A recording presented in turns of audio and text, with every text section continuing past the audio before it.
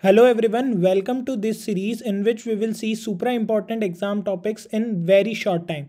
We will start with stomach bed. Do like, share the video and subscribe to the channel. So now whenever you look at the posterior surface relations of the stomach, there are very huge number of structures which are collectively called as stomach bed, right? These are the structures which form the stomach bed. Now let's learn them and how to draw them. So now we will first of all do nothing. We will simply draw the transverse colon, and after drawing the transverse colon we will draw the mesentery, that is transverse mesocolon. Now after that we will draw the pancreas, and now you can remember that you have to draw the spleen, you have to draw the left kidney and left suprarenal gland. Also you will draw the spleen hai to splenic artery, right? So these are just in the chronological order. You can remember by their kahan pe wo based hote hain.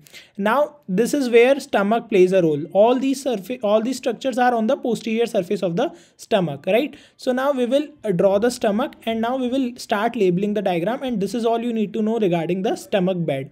So now basically now we are coloring the transverse colon and the transverse mesocolon, as well as now we are also going ahead and doing about the pancreas. Then we will continue in the same way to the spleen and to the kidney and suprarenal gland, and the final touch will be to the splenic artery. So now you will remember all these structures in a very sequential manner. No need to learn any mnemonic.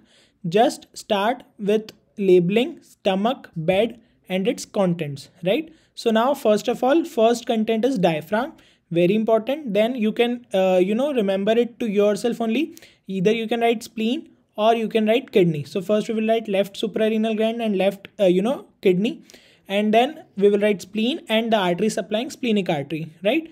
Then after that you will just simply label the transverse colon and transverse mesocolon, and you are done with the stomach bed. Hope you liked the video. Do comment which topics you want more.